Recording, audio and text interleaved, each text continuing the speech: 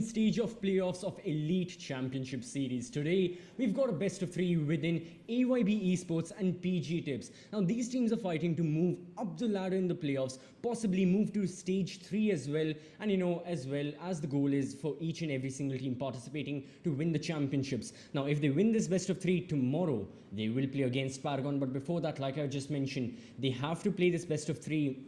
And well, they've got to fight it out between each other. These teams have been already a part of the Majors division. They've played once before and they've got to duel it out again. So, with the introduction out of the way, let's introduce the entire team. Behind the scenes, we've got Dan and Grissom working today, and our casters joining me are going to be Whippet and Stickler. So, what, without any further ado, let's introduce them. And well, let's have a chat about this matchup. All right, oh lads. my god. Yeah, we've already got the fun going. We certainly have. We certainly have. We certainly have. There has been a lot of chit chat going on, both on Twitter regarding the teams, both behind the scenes as well. But yeah, we got AYB Esports up against PG Tips, and these teams, they've had, shall we say, average performances in the Majors division. They just barely qualified for the championship playoffs. They're the second last and third last team respectively. So not a lot going on with them. However, now that they're in the playoffs, hopefully we can expect a bit more. Can we not, Whip It, from both AYB and PG Tips? Well, playoffs can often give teams a bit of an incentive to step up to the plate. The lights shine the brightest here, and sometimes players just want to prove themselves or prove everyone wrong. AYB, as you said, have had a shaky season. They've really not been able to put the pieces together with roster changes and uncertainty on that side. It's been very difficult for them to really find consistency in their form, and well, certain players haven't stood up to the plate, and I think I've got special permission from Vapor to say he himself knows that he needs to really rise to this occasion to put his team in a bit of a better spot. The fun has started.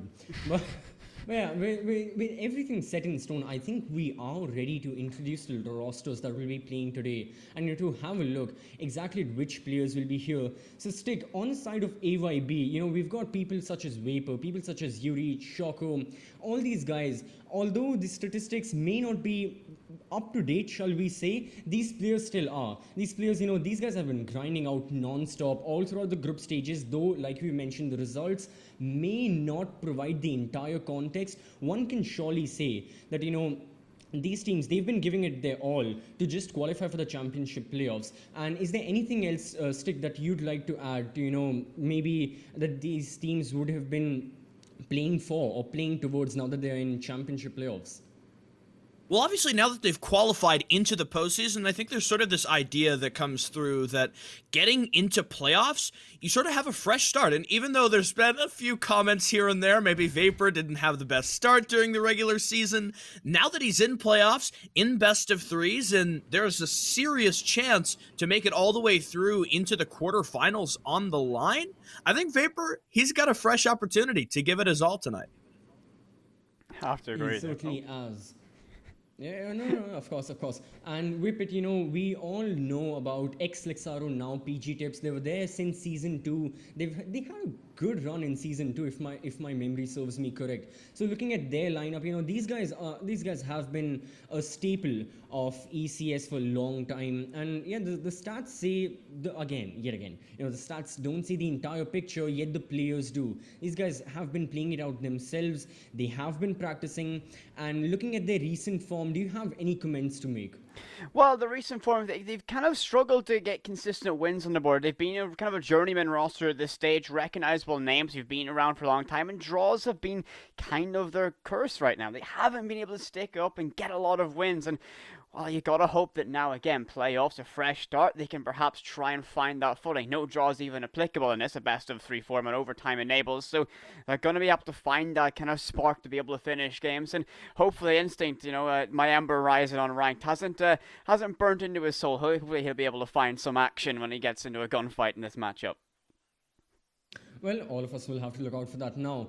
Let's come back to the desk and let's have a look at the maps that will be played as well, because they're obviously a very crucial and a very, very important part of the of the entire ecosystem. Oh, damn. Okay, but yeah, the map bans, they have to be mentioned, and yet again, these teams, they have been in the major divisions previously. Once they did play against each other. When they played, it was a best of 2, obviously, in the group stages. They played Oregon and Clubhouse, 2 maps which, well, we're going to see right now as well, and it was a draw. As a matter of fact, it was you, Whippet, and our current producer Grissom, who were casting back then. So seeing as beforehand, it was a draw. It was such a close game on both occasions, on both maps. Whippet, do you think that in this case as well, it'll surely be a close game? Because like you mentioned, of course, it won't be a draw anymore. Overtime is enabled. We will surely see one team come out as a winner. But do you think it's going to be a close duel regardless? Well, when you look at the fact that we're going to Oregon, or Clubhouse Oregon, you've got to kind of look at this and go, these maps tend to put teams they always kind of go right to the end. Teams trade rounds back and forth, and it can be a very tricky time to get teams separate. If you just have to look back and go at yesterday's matchup between the Last Resort and Paragon, both those teams could not get separated, and on twice occasions we needed all 15 rounds to do so. That just shows when you have 2 teams with very similar caliber, similar standings in our normal season, when they meet in playoffs, they really do push each other to the absolute limit. I think that's what we're going to be in store for again. Hopefully, at least fingers crossed, it's going to be that action-packed. And Stickler, also not just the maps that are being played, but I think a lot of story and a lot of context can be given and can be provided from the maps that have been banned as well. So, having a look at the maps that have been banned, of course, here at ECS, theme park is still in the map pool. It's going to remain for the entire duration of season 3. So we'll not be seeing Chalet for now, and well, looks like we won't be seeing theme park as well, since it has been banned alongside cafe, villa, and coastline. So any comments on the maps that have been banned, Stick? Just anything that you can gather, or yeah, essentially anything you have to say, because these are interesting maps that have been banned, especially coast. Yeah, I think Coastline is a little bit of a disappointing ban for me. You love to see kind of the start of the series be the more sort of sensible maps. You have your Clubhouse, your Oregon. We all know how both of those play out. But Coastline, I love to have Coastline, especially in best of 3 or best of 5, is that decider, because when you get down to that, it's the team that has the endurance that can often keep up the pace enough to close out the series. I think Theme Park as the first ban can kind of just be written off as the fact that teams aren't practicing on Theme Park anymore. It's about to go out of the pool, and so you're not going to want to bring it here in playoffs, even if you have strategies on it, just because it's going out of style. It's going out of practice. For Cafe, I'm glad that it's bad. I'm not a huge fan of Cafe, and I think teams are starting to grow away from it a little bit. And personally, my big hope with the new 7-map pool is that we see kind of Chalet come into the core 4 in place of Cafe Dostoevsky. I think diversity is always very, very good. Personally, I would like the new map to be included, much like how it happened with Oregon. Once it was reintroduced into the map pool, it got played and played and played and played. But yeah, with all that being said and done, we've got confirmation that the match is about to start. All the players are ready. So in these final moments, I'll give it over to the both of you. Talk about, chat it up, because this is surely going to be an exciting bout. So yeah, you guys can talk essentially. Oh, well, thank you, CC. It's always a pleasure to get join you on the desk. But Stickler, your first your European cast, your first foray into ECS here, and you got a playoff game and a very interesting one as well. Teams that were kind of middling in the major division now going head to head with all on the line. Surely we're going to see something interesting here. I would certainly hope so. You wouldn't want to start this one off and just have the series be a flat-out blowout victory, hoping that it goes fairly down to the wire, as long as my voice can carry me. Of course, yesterday over on SCS, we went into infinite overtime for the first map, which really was quite the battle to overcome. As far as the maps, I think we had Coastline as the decider, so I'm kind of a little bit excited to see if we'll manage to get over towards that third and get away from the humdrum of Clubhouse in Oregon. Certainly. So, maps we see, basically, it's the European trifecta, Clubhouse and Oregon. Well, there are 2 parts to that European trifecta. And, we've seen them week in, week out during a regular season. And you think you're right. I want to get to that end. I want to get to map number 3 where we have Consulate. I saw in particular last night how effective it can be as a decider, really pushing teams to the absolute limit because, it's unfavorable. People, when we heard about what maps the professional players wanted to vote out, Consulate was a name we heard ringing out through those lists. So, again, a map that has fallen out of favor with. So we are just waiting to get our final confirmation the last few hours to roll in through chat, and we will hop into our very first set of action. I'm looking forward to this one. It's always fun to cast with a brand new caster. I had my first cast with McCready last night, and now I've got my first one with you, Sticker. And I'm joining you for your very first cast here at ECS. But we're ready to hop in the Clubhouse. And our community predictions, there they are. AYB, 56 of you at home. 56% of you at home thinking that they're going to be able to take the victory. Very close in those odds. And again, our staff votes, well, we haven't been keeping that well up to date. As our ban phase begin, and a map can be very much defined by them as typical. Go, Mavericks first out. Yeah, you don't see the Surrey Torch getting to stick around far too long here in the Clubhouse operator vetoes. I would imagine for the second one, we could see Habana, though perhaps still Thatcher being an option. The influence of a Thatcher ban here as AYB's attacker removal, I think could likely mean we see Cade removed just because of the difficulty that the Electro Claws can cause. If you don't have EMP grenades, you don't have the Surrey Torch to be able to just flat out ignore the Electro Claw, you kind of have to do some weird theatrics involving frag grenades, and nobody wants to play Cali coming on through. Yeah, no surprises there. As far as the final defender ban, I think we could see possibly some intel, or maybe even a slowdown operator like Malusi being kicked away.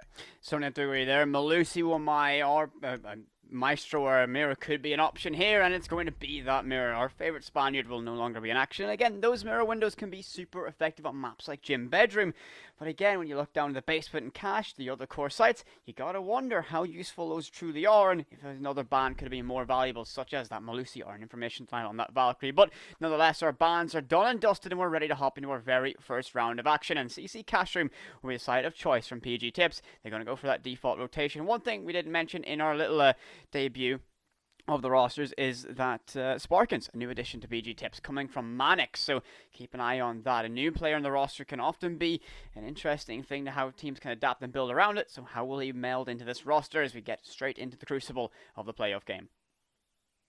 Yeah, I wonder if Spark will be kind of the ace up their sleeve here, and perhaps if we've seen AYB do some VOD review, having a new player come onto their opponent's roster could affect the prevalency and the efficacy, I would say, of what that VOD review might mean when you're bringing a Smoke onto this lineup as kind of your new support, your new flex player.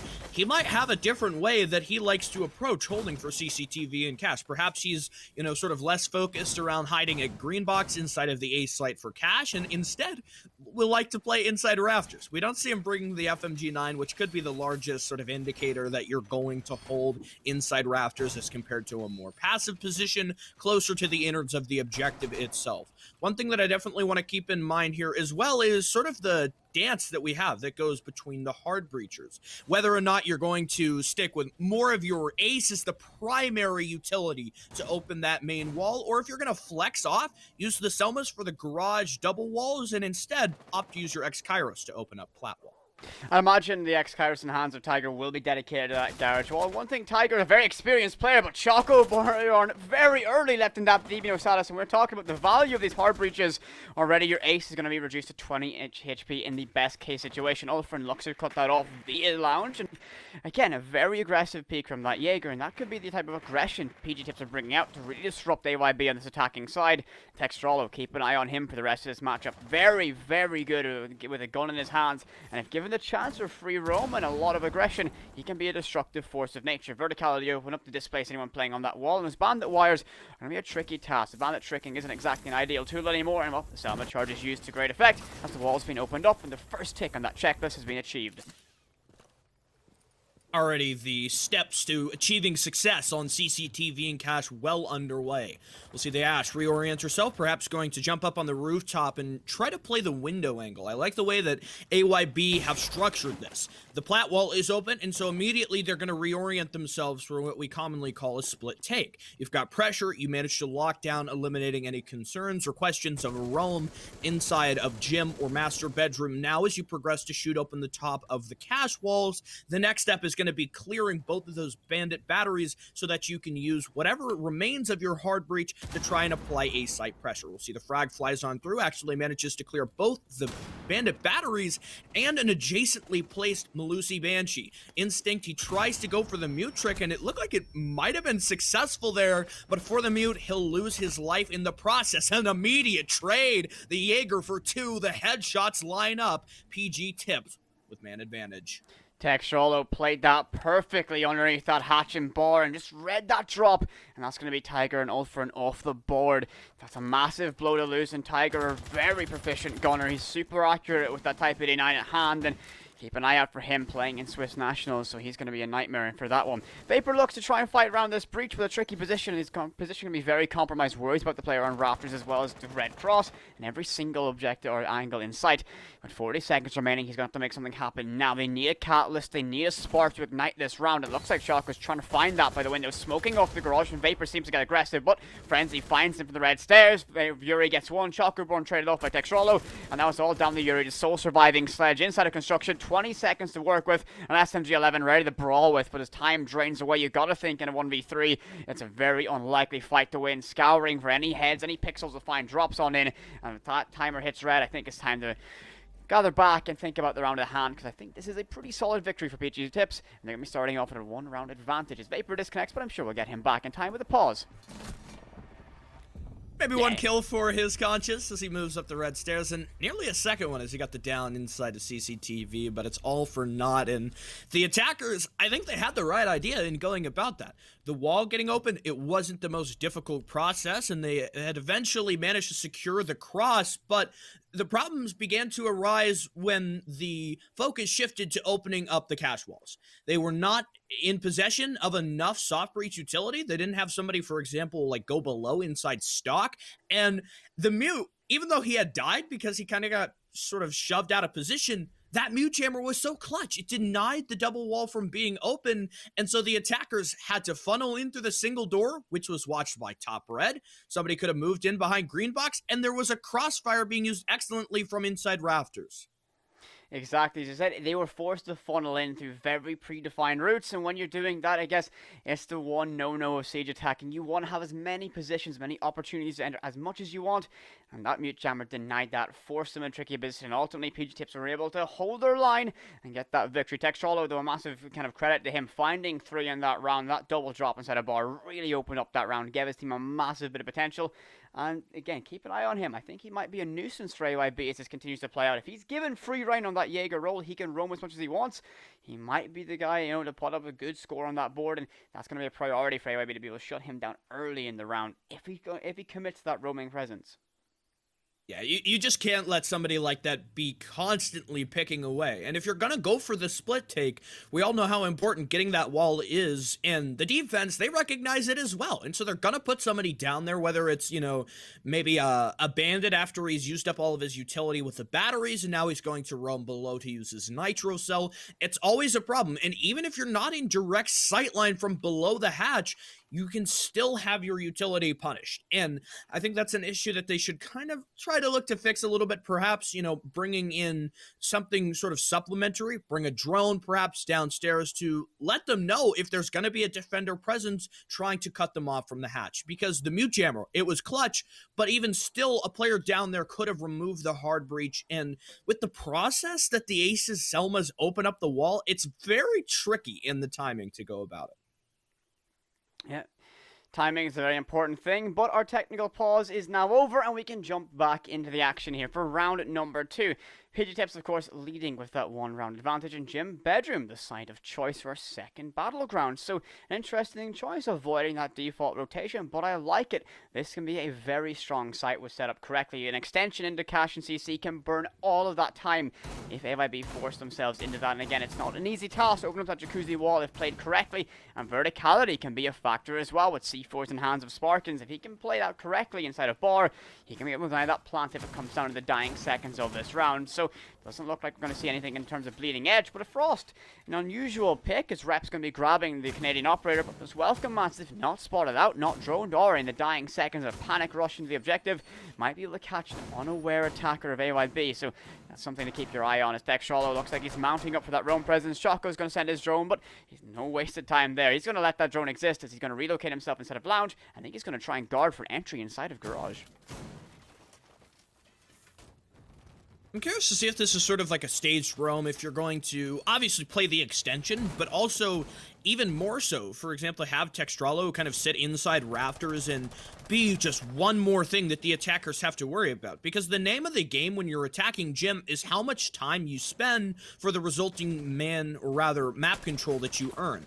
Vapor will be the primary entry. He's looking to seize control of bottom garage, but Textrolo, already 3 picks in just the first round, is not looking to make that tremendously easy. The biggest advantage here is something that always comes up when we're playing the primary bomb site here on the second floor.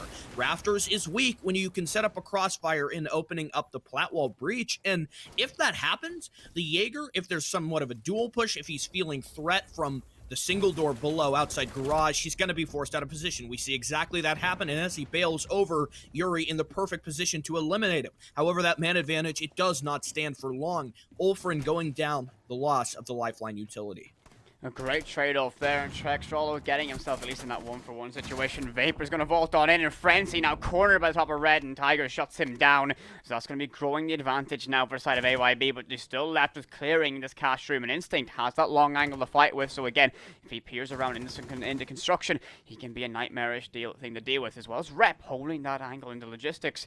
They have a great crossfire inside of any entry in Logi. It looks like Tiger looks to take the fight against that Frost, finds some damage, but playing a very dangerous game on a single point of HP on that Habana. Time begins to drain away, a minute 25 left to go, and now Logi's being cleared as Rep's forced back to the main stairs, but still actively holding it now. The aggressive P comes from Tiger, he gets shut down. The Sterling SMG, great at finding heads, but you're going to have to do that due to that low rate of fire, and Rep looks to take another engagement here. We see the blue silhouette lining up a fight, shots raining in just inches away from his shoulder, but the nerves of Steel, he takes some damage, and now he himself finds himself reduced to a single point of HP. A minute remains as Instinct falls.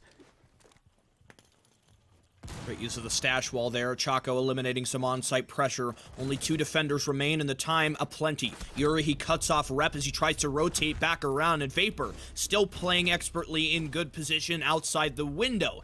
AYB will earn themselves a response, a win on the tertiary site in response to an initial success defending CCTV and Cash. And unfortunately, that Frost method came into effect. Some on-site pressure. Only 2 defenders remain. They're finding that Frost, and well, that left Sparkins in a very tricky position as AYB get themselves tied up, and I think that was a much better round from them. They seem to really have a great idea of how to do it, and they were very well on their timing. They were able to get trades off and keep that man advantage in their favor, so that's going to be a massive thing and influence on this round. If they can keep those trades always working in their favor, their offensive side can be a little bit easier. So we're going to be going down to the basement church and Arsenal for this setup, and we're going to see Red picking up that Maestro. Now, one thing I've seen in the last couple of casts I've done is that Maestros have been wielding the ACS 12. I don't know why. I've asked numerous people about why exactly it's used, and the best answer I can say is, well, it's still pretty viable. You can click heads, it has a 2x on it, it can work. So I'm interested to know if Rep has decided to bring that instead of the almighty, all-conquering Alda. I would certainly hope not. I personally am not a huge fan of the ACS 12. Perhaps that's my console history kind of bleeding over a little bit, but the ACS 12, I sort of see the idea why you might bring it, because it can work to create some site reconstruction. That's not a problem. Sparkins has got a shotgun, and if he needs to, he can open up all the necessary rotates, probably like 4 or 5 main ones that you would need to get on this site, and he's got plenty of shells to do so. For Textralo, I'd like to see him be able to slow down AYB for a little bit longer. In the previous round, he had the right idea, but I think PG Tips could have been more successful in that round if they had just kind of played a little bit more conservative. Didn't instead have a full extension into Rafters, just put Textralo inside of Cash, maybe with support from the Smoke or the Mute, whoever's got a shotgun to play close range in those primary entry points. Because you don't always need to hold the whole map. You can make plenty of time burn away on the clock just by playing one of those utility burden strong points. Have to agree, fantastic with that. As Ulfrin leads the charge to clear the top of main stairs, and he's got the refrag bodies there, gets that camera as well, and I think a hot drone's deployed to help give him the best fighting chance as he creeps down the main stairs. I like this clear from AYB, not taking any chances top down as well as presence in the strip, to really make sure they have a solid control of this western side of the building. It gives them a great opportunity to set things up, like the verticality on the main stairs, which Vapor is going to be standing above. And again, utility getting spotted out, the Evil Eye getting out of the play, and not the Evil Eye, the Black Eye camera, and that's going to make it harder for that Valkyrie to be disruptive with those C4s from below. There's no vertical or no hatch has been opened up yet at tentative moments, as the Gemini sent out to gather that extra bit of information, as Vapor sends it down the main stairs, and I think he's going to be spotting that's reasonably clear right now. So I think if the call is made, get these hatches open, get these vertical positions set up, and they can start applying direct pressure to the objective and making these defenders comfortable wherever they step. Campaign for the hard breach of the kitchen hatch is something that we always have to talk about, and it looked for the first set of X-Kairos that perhaps they had been impact tricked. The second set did not befall the same fate, and it looks as though the hatch is now open, compromising the integrity just directly below the kitchen, now inside of the armory site. For PG Tips, they have to be quite careful about how they play this, because you can't allow a free drop for AYB immediately down the hatch, but you also have to be very patient and very careful, very knowledgeable about your positions, because of exactly what Yuri is doing. He's opening up all the floor above and reducing the number of available positions. A frag grenade sent below low for the Evil Eye, doing a bit of chance damage onto the Sledge and Ace respectively, though I doubt it'll be of much consequence. Chaco has managed to isolate, it looks like, the smoke inside the dirt tunnel. He's got coverage on the single door, but the time is so low, I don't know if it's the biggest problem for Sparkins. The frag grenades continue to be sent on through, but still for the attack, they don't have solid control inside of the east side of Arsenal, and that's going to cause them a whole lot of problems. 20 seconds, you're going to be pushing down for a proper 5-on-5 execute, made a little bit more manageable now. Yuri, the Sledge, and Hibana, the duo, seizing control of dirt. Ulfrin's got to have this coverage here. The Malusi, she tries to swing wide. Chaco, he's killed. Denied for the plants as Vapor secures the trade. The plants were covered. Diffuser going down on the ground as the Iana tries her hardest, and Instinct not in any position to be able to stop it as she swings around. The Malusi falls, touching the ground. Yuri still holds close at box 2, but he's felled as well. Vapor's gone. Nitro sent flying over. It'll get the confirm. Now the Hibana, she's in the clutch, but the Bearing 9 lands the headshot. AYB, a real close one, down to the hairs, but they managed to pull through. Absolutely down to the wire in a clutch spray. That Bearing 9 often unbearable with that recoil, but Tiger made it work when it counted most for his team.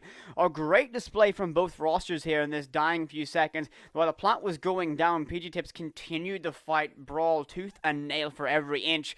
But ultimately, when it came down to this 1v1, Tiger was able to do just enough to get that victory for his team, as AYB now find themselves in the advantageous position 2-1, leading into round number 4. As CC and Cashing will return their second time of asking for the defensive side of PG Tips. They've won it once. Can they get lightning to strike twice? Will AYB be able to bring the successful counter strategies and read into what they had to do? The one thing I would like to see, though, however, is when they cleared those mute jammers off the wall of the double wall construction, was Tiger, the Hibana, being there a little bit quicker to stop that mute trick and give that availability, get that wall opened up quickly. Otherwise, they might follow the same hassle they met in the very first round of this matchup.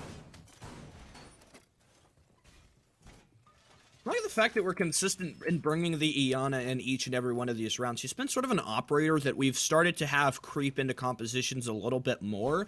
It's a really difficult balance on Clubhouse because it feels like you always are in need of hard breach somewhere. Just alone on this bomb site, there can oftentimes be 3 walls that you need to get, and that's ignoring if your hard breach is stopped in some respect or shot out by somebody that's trying to deny the plat wall. I think luckily for AYB, there's no Cade in play. It feels like Cade is the most arbitrary, most difficult hard breach denial to stop from removing your utility. Bandit, it's easier to know what he's up to because you see him there in front of the wall. And if he's being that much of a problem, you can introduce a Capital, for example, to go on the strip club roof and send one of his asphyxiating bolts. You know, you can use lifeline concussions from Zofia to push him off and deny the animation. There's a lot of things that you can do versus the Cade.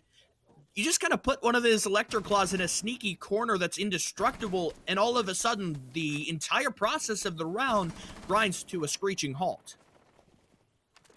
Have to agree there, as AYB now have verticality, or at least the option to do so. Ulfrin's going to be able to open up these positions by the red rotation. That's going to make Nightmare's positions opened up for his team. They're going to probably rely on the verticality commitment here, as Frenzy's down below, so the Ace Element charges aren't going to have any worry about those electrified walls. Texolo down below inside of the basement, waiting for the opportune moment to come up by Adam to strike, and if he's not droned out again, he could be the influential member for his team. There's a lot of pressure being applied from the western side of Jacuzzi, and that's going to be the entryway to push into construction. This is going to be that pressure relief moment. Again, this two-pronged assault, you love to see it. It really can make it tricky for the defense, but it isn't a set conclusion. AYB still have to play their cards absolutely perfectly to break through all the utility being set up to hold them off at this front line. Choco's rotated over, so perhaps using a Selma charge on this wall. We saw him use the 2 on the server, so he has 1 left in that back pocket, and that's going to be a little bit easier than relying on those X-Kairos pelts. So grenade getting primed and ready, tossed on up, paging BC. It's going to be a successful one. Of course it is. A second one's ready as the Electric Claw is tossed out to counter it. That one's going to land a little bit closer to the green box, but I think the Claw is going to get disabled with it, and I think, yes, it is. So now Salmons are free to go, and that wall's been opened up and achieved with a minute 20 left to go. The site's been split in 2 from various angles, and this might be a tricky one as Sparkins first to go as Shocker gets it. Tiger gets one of his own on the Instinct, who's next to go. A minute left on this board, and it's going to be a very bloody conflict now as Frenzy looks to get aggressive. Flashbangs whizzing over his head. He's got those iron sights primed deep inside of construction. He's surely going to get his retinas burned out any second now, but holding his ground. C4 tossed out to the heavens. It's going to find some damage to Yuri, but instantly Choco shuts him down. The X-Kairos pelts are there to give an extra opening inside of construction as Vapor gets one of his own. It's all down to Textrolo, creeping up the rafters in a 1 versus 5, and well, Vapor finds his second, and AYB get that flawless round. They're really beginning to find their stride here on Clubhouse, and a great call on information to find that second beacon. They were all rushing in to get it. Textrolo had no chance of survival, and that's AYB 3-1 up now. Much improved from what we had seen of them attacking in the first time. The way that they played it showed a very good understanding of how you have to attack the bomb site. They never felt really pressured that they had to do something immediately or the round was going to be lost. They achieved all of the expected steps. Opened up the plat wall. They had the guy on rappel to deny a rotation between rafters coming over towards the cash tuck area. And the rest of the members of AYB, after the double wall was open, all they did was just play angles. And frankly, there for PG Tips, they overexposed themselves in too many times. One player kind of went haphazard. He tried to toss a nitro. It was almost on target, but AYB were prepared for it and they managed to dodge out of the way. After that had happened, the player with the nitro cell, he felt kind of uncertain. His position was uncomfortable. He tried to rotate out, get even more aggressive, and somebody there with a gun in the middle of construction was immediately ready to shut him down, and there was no chance. It was body to fall after body for PG Tips, and there was no ability to secure the trade. Another change to note for AYB is the fact that, yes, they went below inside stock and created an opening below the wall that prevented any mute tricking, any bandit tricking, any nonsense to stop the construction cache walls from being open. Exactly. You even mentioned that it was something that they needed to do, and when they done it, we saw the improvement it made to their round success, and I likely imagine they're going to continue the same trend here, opening up that verticality, making it uncomfortable. And I really am impressed by right now the use of Yana. It's something I've seen creeping into competitive lineups recently. I think it started off in the Benelux region. They've been playing a lot of it, particular maps like Clubhouse in Oregon, where they are more linear styles. It gives that extra free bit of information, can allow drones to be set up as flank watch utility, and that Gemini replicator used for the progression forward moving as they creep closer to that objective. All friends inside of Adam is going to open that verticality, get those bandit wires off the wall, give the ace a chance to use those Selmas to open up the server wall, and does so successfully. Textrolo, though, still on that roam and can't quite use my eyes to find him. Perhaps they deceive me, but he's going to be off on an island trying to cause some chaos wherever he stands. Rep's going to get his eyes burned out of his sockets, and he's going to find himself relocating to that 90 on rafters. The grenade tossed up, but to no avail. Looks like Tiger's holding that position. A grenade, another one goes, and that's going to be the Habana finding the head of Rep. And now a very aggressive push up the rafters. They saw the success of that split push, but deciding now main wall and rafters how they want to do it. A minute 55 to work with and the man advantage. AYB in a great position to begin to close out this round. With so much time to go with control of garage rafters, AYB have pretty much everything that you could ask for in a cache and CCTV attack. The next stage is going to be smothering likely the bandit so that he can't be the X factor that prevents them from getting on site. But it won't be possible, and now the man advantage that they had fought so hard to claim with the opening death of Rep and clearing him out from rafters has been traded. However, site control seems to be lost. No adjacent plane, no explosive utility stopping it. Frenzy, he's out of position, and Choco, he'll be able to get the diffuser down. Ulfrin hiding below for 2, and Yun to get the last pick in that round for AYB, who are on quite the hot streak, I will say, with their cache and CCTV attacks, leaving no breathing room open for PG Tips. Already having secured so many wins, this is a lot of momentum going behind them. I love that they had the success, the changes that they were required to get that split push to work the 2 rounds ago, and then all of a sudden they threw a brand new image, a brand new shape, a strategy, and an ideal behind their push to take rafters and play around that aggressive take. Showing different styles, different strategies is very essential to having a very successful run. And again, that depth of strategy, that depth of knowledge, that depth of ability is something that teams often need to have. As we go down to the basement for the second time now for PG Tips on round number 6, their final chance of that defense can Can they make it stick? As Textrolo is going to be on that mute now, so information is going to be a bit of a premium if those jammers are used to deny that information directly. Again, that Met Mozzie in play as well, so it really will be a tricky thing to get these drones established close for that objective, or even a potential roam presence upstairs with that Mute Mozzie availability to really slow down the push of AYB. PG Tips at this point have to stop the bleeding and find some rounds, otherwise it could be a very tricky offensive split if AYB can really bring the hurt when they're on defense. And I think the largest difficulty here for PG Tips, who are staring down the possibility of, at max, only securing 2 defensive wins, there's a reason why AYB have picked this map. They know how to play it. That's already evident in the way that they approach the different variations of an offensive push for CCTV. Their basement attack, I would say, is a little bit less competent. Perhaps my image of that will change going into round number 6 here, and with a little bit of a difference in strategy now that AYB are more comfortable. They understand how PG Tips are going to orient themselves. Ulfrin, he tries to charge headlong into the middle of the gym door, but Rep has got something to say about that, and a Nitro as well, though perhaps a bit of wasted utility. We all know the importance of those C4s when you're trying to deny a Sledge, for example, up above, or even a Zofia opening the vertical play from inside kitchen. The way that AYB are going about this is a little bit different to their previous round, because there is sort of I guess a tiny element of an SSG roam going on here. You've got the plat wall reinforced off, denied by a mute jammer, and plenty of mute jammers really strewn all throughout the top floor. For PG Tips, their idea is to prevent AYB from ever getting a solid foothold in the map, and with Tiger and Vapor down, I would say it's been successful. With just their frenzy getting 2 from Adam, and that really is going to be a hemorrhaging blow for AYB. They've got to stop the bleeding as they lose their Habana, and that's going to be the Queen of the Hatches no longer going to be able to open up these wall hatches and suppress positions inside of that objective. A big blow for AYB as Vapor's off the board also, so the infinite information those Gemini replicators can provide no longer available. But again, the jammers could have stopped that as well. Time being to take away, minute 35 remains, and they're still upstairs. They haven't made a push to that middle floor, and that needs to happen very soon. They're relying on the Selma charge at the hand of Choco Bjorn. They don't even have Choco, sorry. I always remember his old name. Don't know why it's so ingrained in my head, but he shortened it down for perhaps the sake of all of us casters. But no secondary hard bridge utility in the back pocket of anyone, and an interesting choice to not have that interesting they don't have that availability. They're going to be relying on those Selmas solely. Looks like a blue push is on the menu right now as everyone's queuing up deep towards this eastern side. I think an oil pit drop as well imminent, so they're going to be putting all their cards in one deck. Can they make it work? A minute left remains. Fury creeping ever so silently down the hallway. It seems the jig might be up. He'll go for the pre-fire. One defender stuck behind the Jenny. He'll sweep around the corner, and he'll get one on the prone angle. Frenzy's dead.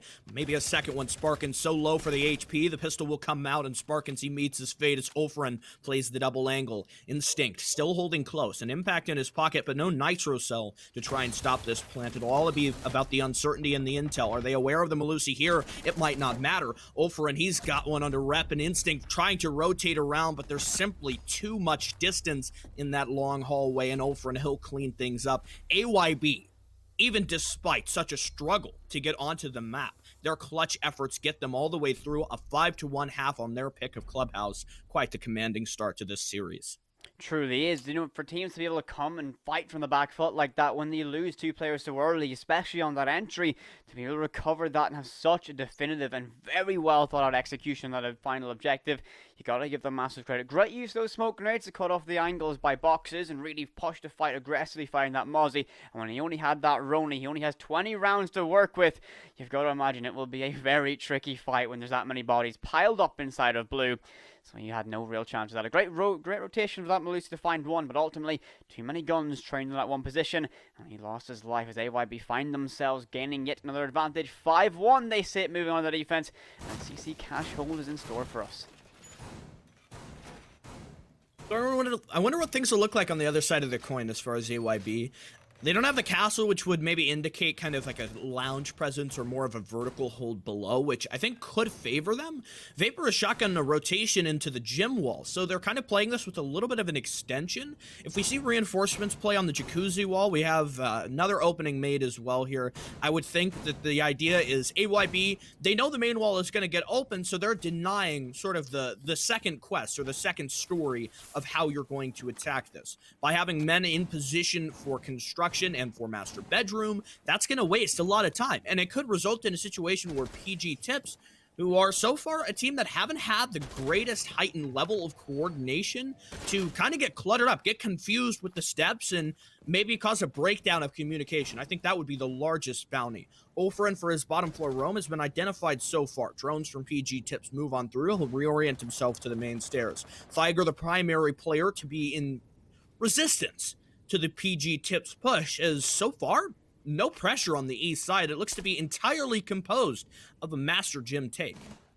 This is a very interesting decision to dedicate every single bit of utility and player on this one side. They're going to be met by a reinforced wall, and I think immediately, judging by that reinforcement, it's rare to see Jacuzzi reinforced, especially when you're defending cash. I think AYB have read into this, perhaps in VOD and strategy preparation, and this might be a massive blow for PG Tips. They're going to have to relocate and reform this strategy on the fly as they go to try and open up this main wall. I think Sparkin's going up too close to it, I think checking for a mute jammer and if he can even open it up.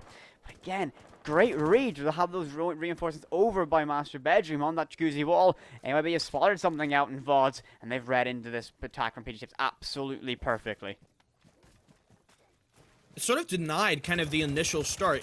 PG Tips were so focused on going for their west side push, but it's been denied, and they haven't gotten anything out of that spawn. In fact, I think it's probably hurt them more than it's helped. We have 90 seconds to go, which isn't the worst in the world. Certainly PG Tips were able to recover, or rather AYB, from a low time scenario in round number 6. But just now, you managed to get open the main wall. Garrus and AYB don't have sightlines or a rotation from rafters. I wonder what the decision behind that might be in terms of, you know, it just, I don't know, it kind of seems like a questionable idea. Perhaps the focus is to try and cut down on a potential sightline that you could secure. Dodging back and forward, Chaco having a hell of a time here on the rafters, making sure that he has to avoid all of the frag grenades as he pops up. There's too many players to fight in the bottom of Garage. But Ulfrin, he'll find one from the dirty oil pit angle. He's chased out by the Habana. Excellent play by Instinct there, not only to keep his team up in the man advantage, but also to answer the question of what AYB have in offsite pressure.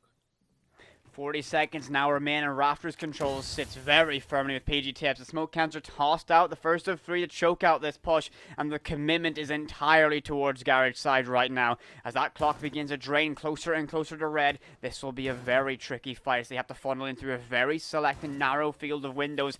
Lots of guns, train, and utility available. We see that mute C4 prepped and ready. Another canister tossed out to perfection. This is going to be a dive bomb into the objective late in this round. Sparkin's attempting the C4 lands, just going short though, not finding enough damage to kill. A second one tossed out, and that will do the job. Yuri gets the kill. Tiger gets one of his own in the frenzy, and now it's all down to Textrolo alone. And outside that wall is AYB claim round number 7, and they find themselves sitting very, very early on match point. We might be heading for a bit of a faster series, or perhaps just Clubhouse, than I had in mind here. AYB, even though it seemed like PG Tips kind of got lucky and they secured control of Garage, it wasn't the end of the world. The smoke canister took so much HP off Sparkins, it allowed him to be shaken away when the first nitro flew on through, and when the second one got sent in, it stole the life of the ace and it downed the Habana on rafters, resulting in a situation where nobody from PG Tips was even close enough to recover the diffuser, let alone manage to get it down in time before someone from AYB was there to sweep around and be the Reaper for round number 7. As we go next to Church and Arsenal, this has to be quite difficult for PG Tips, knowing that it's not like the easy road is laying out ahead of them here. These are Clubhouse attacks where AYB have everything that they need. AYB look comfortable. They seem to have an understanding of the idea of all of PG Tips attacks, especially with the extension, the plan in the previous round, completely denying pretty much the beginning stage of what PG Tips had hoped to go for in that attack. And it set them so off balance in the long run of the clock. I almost feel like if PG Tips had gone about that in a more normal way from the start of the round, they could have been more successful simply because there would have been more time to orient on site. I couldn't agree more. When they were met by that reinforced wall, there was that kind of moment of, what do we do now? As Tiger grabs the Oryx and he's looking for a spawn peek. He's going to swing widely around the corner, finds a lot of damage, or if I should say, some damage to Sparkins. That T5 at range isn't exactly the most ideal weapon to brawl with, but again, enough damage isn't done, and he's going to find even more, but Sparkins says, no, I've had enough, and finds his head, shuts down Oryx, and he's going to be in the grave early. So, man advantage, PG tips, but again, it looks like AYB are feeling confident and comfortable, and just judging by that aggressive peek in the hands of Oryx, looks like we might be in store for more of that as the remodeling inside the kitchen begins. The hands of Rep. He's going to open up all these positions, try and make everyone inside of Armory uncomfortable. But there's Chonko. He's got a C4 he could play with, but Rep very wisely vaults on up into the kitchen counter. As impact tricks occurs, Yuri's going to be able to toss one out, denying instead of X-Car's pellets, or waiting for the very last second to do so. Verticality open up above him, and very, very quickly Rep gets that SMG-11 to sing, and Yuri falls now 5 versus 2 in favor of the offensive PG tips. Looking like there's still some life in this roster. Zulfrin queues up to fight the verticality. Not a wise choice, but still has to worry about covering every position, such as blue. If you leave a single flank exposed for a second, who knows, PG tips could pounce. But minute 45 remains and a very good standing for the offensive side. Taco perhaps thinking about creeping around the corner. Frenzy will make sure that maneuver isn't successful. AYB, 3 deaths and no response. Nothing in this round for them so far other than a cheeky bit of time waste. Ulfrin, he'll lurk at the bottom of the stairs. He finds one. He rips around the corner, going for a second, getting a bit frag hungry. That's where the end of the round will lie. PG tips finally managed to stop the bleeding. Only their second round since it feels like we had gotten off on this map, and it just seemed a little bit too cocky there for AYB. They understand they're in control of Clubhouse, but they don't have everything going for them, and the Oryx a bit misaligned in his attempt for the spawn peak. It seemed like that was kind of the domino to fall, where AYB just sent member after member to try and disrupt this plan, but simply they just didn't have enough manpower or enough gun skill to get it done. Yeah, when you start hemorrhaging off player count like that, around like that can be very, very difficult to come back for. So we're going to be seeing a gym bedroom hold as we're going to see an Oryx flash, but immediately 6 pick to that cast. So it looks like a more sensible strategy shall be deployed.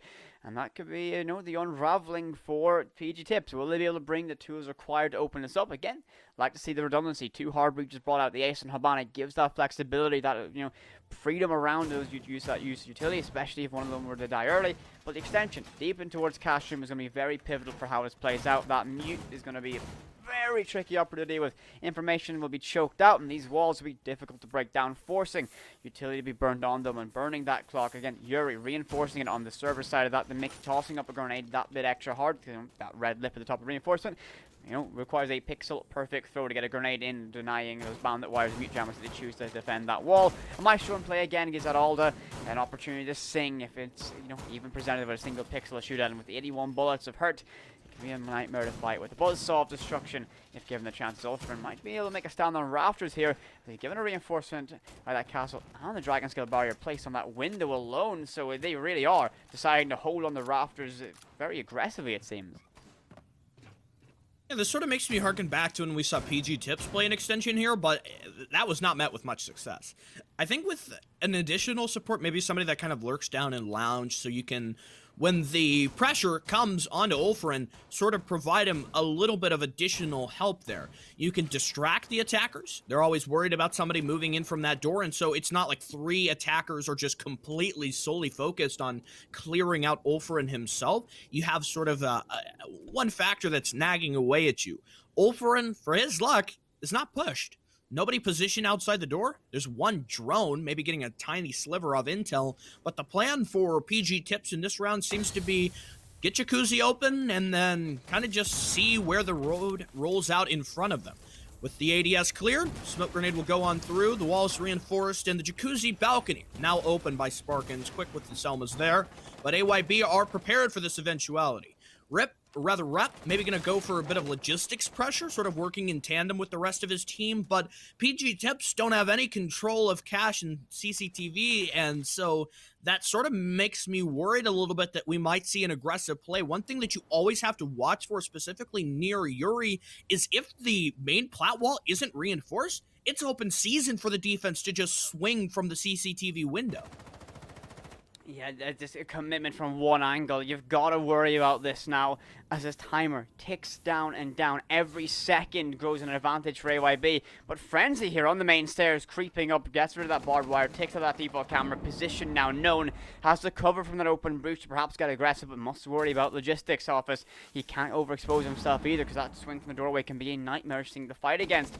He's looking for a pixel, looking for a single opportunity to be that catalyst for his team, but it looks like it's just going to be an absolute choke out of a round, but that's going to be Frenzy getting Choco there, who presents himself to that R4C, perhaps not knowing that main stairs is compromised. A rotation by Yuri inside a master bedroom now, and if things like this for the last 45 seconds is going to be a very impactful one. Everybody queuing up outside of Jacuzzi to make an entryway, as the castle inside of Logi has to try and hold his ground, hold that crossfire, otherwise his team might begin to falter. As information getting relayed, 30 seconds remain, and now Frenzy has to find some aggression, has to forge a way for his team to make an entry. Castle's going to get that UMP to sing off some shots inside of construction as well, and that's going to be Ulfrin down below, getting Frenzy instincts next to go with the hands of Vapor. An aggressive swing, but Sparkins gets one as well as Rep. Tiger gets one of his own trades off that Rep, but an absolute flurry of blue, as that's going to be an absolute sweep from the side of AYB and a 7-2 victory on Clubhouse. Quite the rocketing start to this series, showing why they went onto this map and letting everybody know here in the playoffs that AYB are a team to be feared when we're going over to this map, and I certainly wouldn't want to play against them with the way that they look coordinated on the Clubhouse attacks. I think even Oregon is going to have a little bit more in store for us, and for PG Tips, they have a little bit of work to do recovering this series, only claiming 2 round wins on their opponent's map pick. It's not the end of the world, but certainly not a confident start. Yeah, it's when you look at the mentality of massive factor in Siege, suffering such a heavy loss can either do one of two things for a team.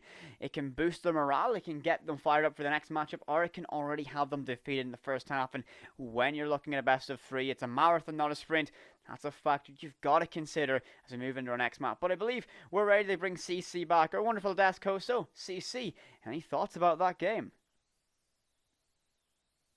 A lot. You know, I've been summoned back, but I think I want to ask all these questions to you. This works this way. I ask the questions. No. You cannot reverse this. So yeah, I think primarily the major question that has to be asked has to be regarding kills. A lot of frags going on from both the teams, but I think starting off as a good starting question would be Whippet. You know, we saw the entire attack of AYB, you know, all 6 rounds, and I think one constant factor that we could see in their attacks was the fact that regardless of which situation they were put in, they could still get kills, and they could in a way rely on those skills to, you know, win them the rounds. You know, we look at rounds such as round number 4, which was the basement execute, where it came down to that 1v1. You know, Thaigo, he was playing the Hibana and he got that final kill. Even rounds where it was a 2v3 and AYB still managed to win and convert that round into a win. So heading into Oregon, Whippet, do you think that they can keep on relying on these skills and these frags in order for them to win rounds? Well, when you move to a map like Oregon, that linearity really does present opportunities for kills to play a massive role. Every team plays pretty similar strategies in terms of it. There's no real evolution in terms of, you know, placements of characters or operators' utilities, so kills can be a massive defining factor, and individuality in those moments can be a big factor. So I think, again, someone for either roster need to stand up and grab rounds or take the initiative to kind of grab a round and win it out for a team in terms of those, you know, kill counts and that individuality. So could be a massive factor moving into Oregon. Certainly could be. And right before we head to the break, you know, Stick, you know, you were a bit critical of the executions that came from the side of AYB, more specifically their basement armory executions. So I think keeping that in mind, is there anything you could you could say to, you know, in order for them to, well, improve either their roam clears early on in the round or their late round executions that may, you know, help AYB secure those late round wins when we move to Oregon?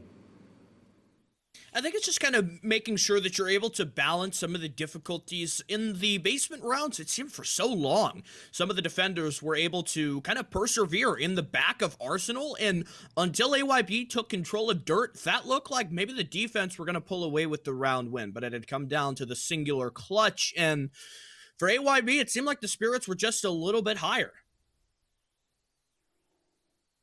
Well, it certainly looks like that. Now, we have yet another map we have another map in front of us that's going to be Oregon. We'll be taking a quick 5-minute break. Everyone watching, stay tuned. We'll be right back.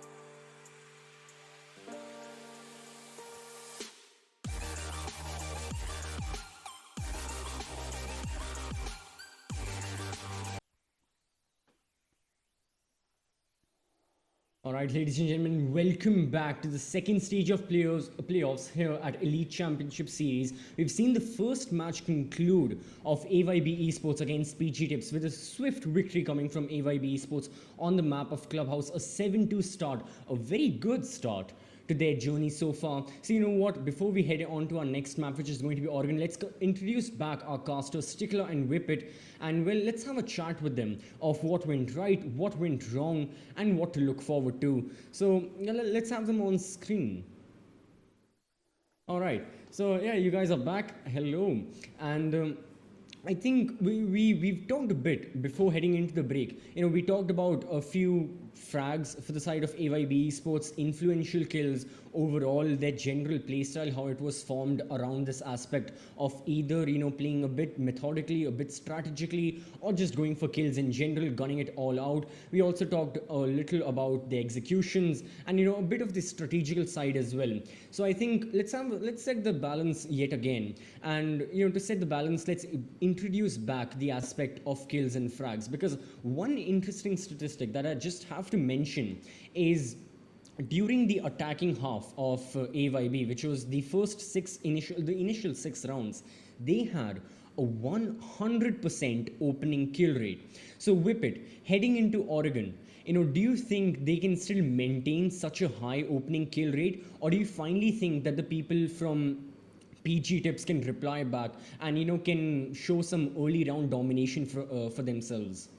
Well, 100% opening kill ratio is absolutely insane when you think about it. That means every time they're challenged at the early stage of the round, they're coming out on top. And especially when they sit on the defensive side, that tends to give a team upward of a 60% upward increase of chance of getting a map victory. And so it's going to be difficult to maintain that. But again, it's a good showing of how confident they are in taking the early gunfights. And if they can take that initiative again and bring that playstyle here to Oregon, they might continue to have this very high pace, very high bit of momentum. And that could be a difficult thing to break down.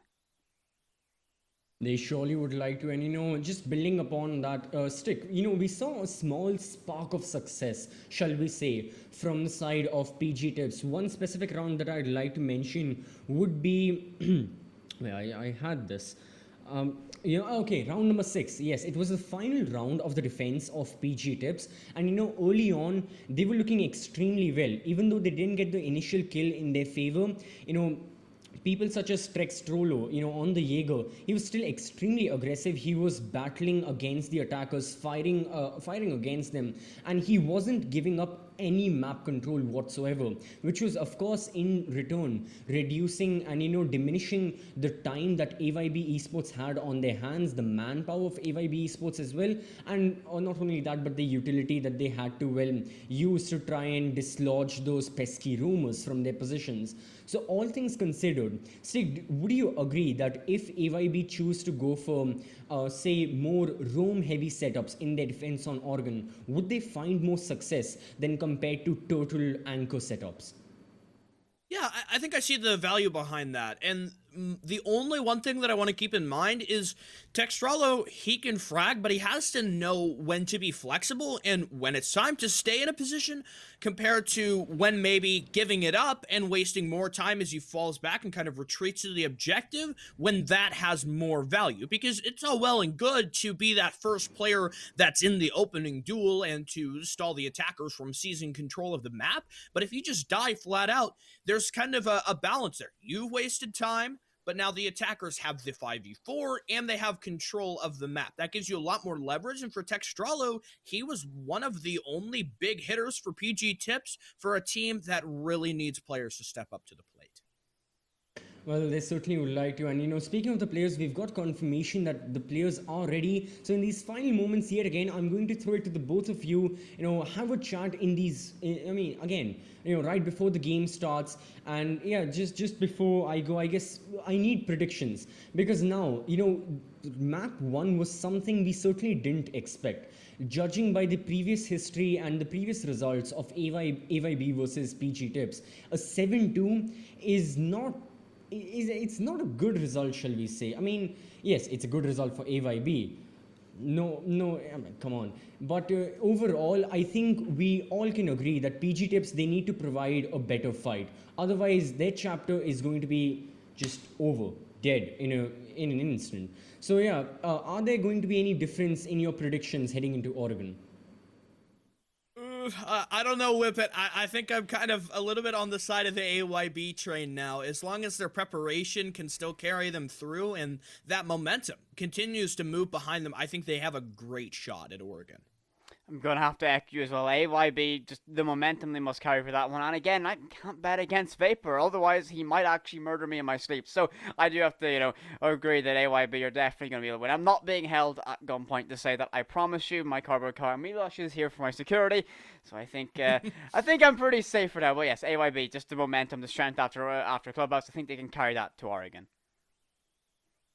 All right, well, it's up to you now, and yeah, you guys can have a little chat. I'll meet you after the game, and we'll discuss how Oregon goes, because, well, it can go to a decide. I mean, Oregon decides everything. Either we see a map 3 or we see the chapter of PG Tips close. But yeah, apart from that, well, I'll give it to you. I'll join you guys later on. Yeah, thanks. All right, CCV. Good to talk with you. I'll look back to see what we have to discuss after map number 2. We've got Oregon ahead of us on the way. The map choice of PG Tips, hoping that they prepared something here. Otherwise, their playoffs run might be ended a little bit earlier than they had expected. Yeah, no team wants to end, especially on their own map choice, so it could be a very, very important victory for AYB here. Again, moving forward to play, I believe, Paragon Esports in tomorrow's matchup, so that isn't exactly going to be an easy fight for either of these teams if they can make it there. So we're just waiting for, again, these final few bits of confirmation to throw into the matchup, and we'll be able to guide you through. And here we go, ready to hop into our second map of the evening. We're going to Oregon. Yet again, look at this. Community predictions, of course, they haven't changed. They were pulled straight from Twitter. 56% of you guys at home believe AYB can take the victory. And both of us here in the virtual caster desk agree. As well, the dominant performance we've seen so far from AYB, surely they can carry it on. Our bans roll out as Thatcher's the first to go in. Well, not much of a surprise at all, seeing Mike Baker left on the bleachers once more. Yeah, Thatcher, unfortunately, just not getting a whole lot of playtime here in the Siege field. I wonder if Maverick could be following this up. We'll have Iana. Okay, PG Tips, maybe going for a bit of a target ban there to remove the Iana, who we saw have a lot of prevalency on Clubhouse. And I will say, AYB, they look pretty good with their Iana. Made good use of the replicators to summon intel when they didn't want to waste drones. And I think PG Tips, I don't know if I would rate the Iana ban as more valuable compared to something like removing your Maverick. Certainly that will make things a little bit easier, though, having the Maverick in play as they can affront the first start of Oregon. Well, my ban, kind of rhyme and reason, the standard as we see. Maybe Mira coming through for the veto again, or maybe something more intel focused. So we won't have the Black Mirrors for twice, 2 maps in a row now.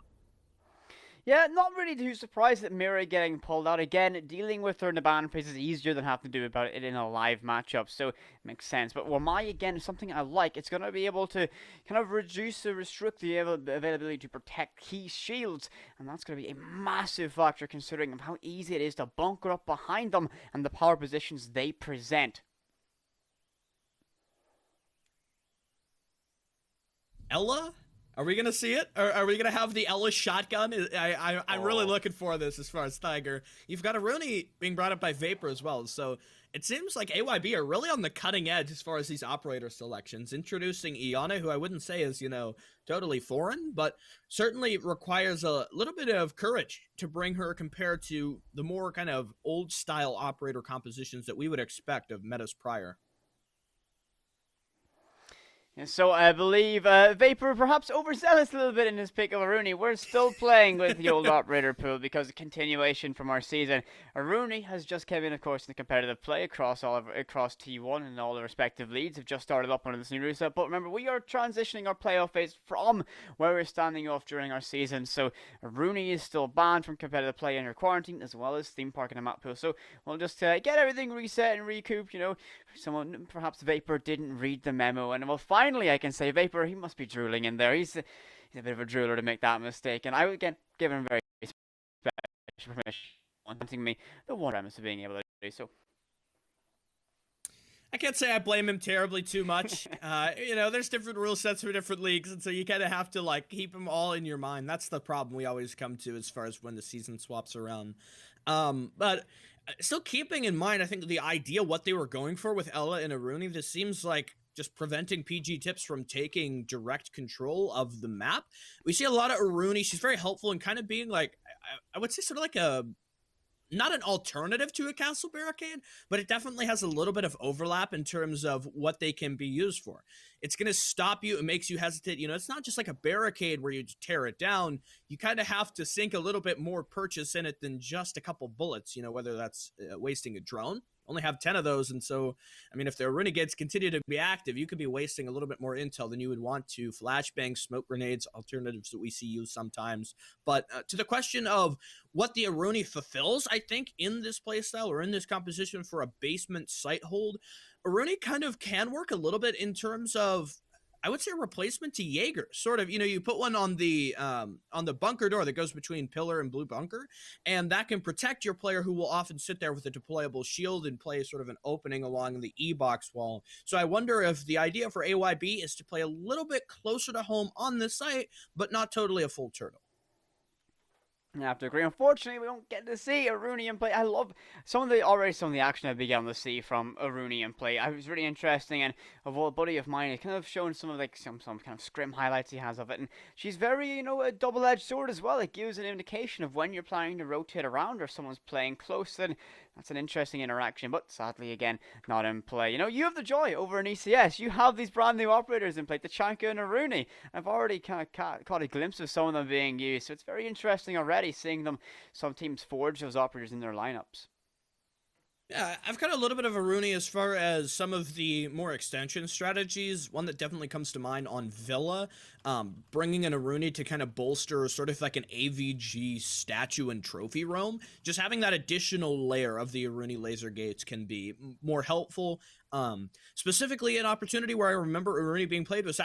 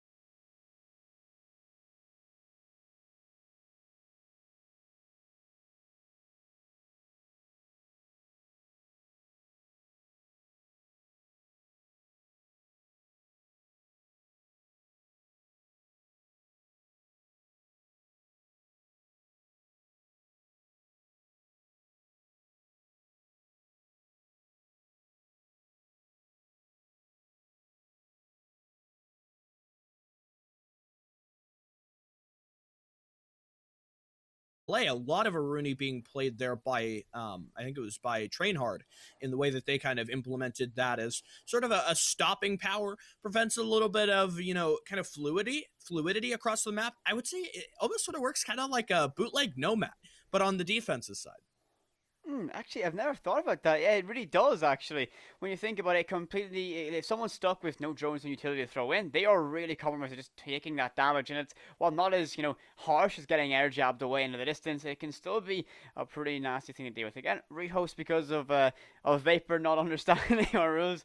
Oh, Vapor, you made it too easy for me tonight with this one. But again, we'll be back in the action as soon as we can. Or again, Dan, our wonderful observer, once held the quickest rehost, at least inside of the European scene. Where I wonder, I mean, he's not going to break it today. It's always down to players, but you know, we won't be waiting too long, as I think he's going to warm himself up back to the art of rehosts. I mean, the glory days. He used to be so fast. It used to be ridiculous. Yeah, I mean, with the introduction of the pause feature, Dan he's kind of been able to loosen his skills a little bit. He doesn't need to be, you know, instantly rehosting in a matter of milliseconds now, as compared to what you might see in the past. For the basement, what's your take on the Ella?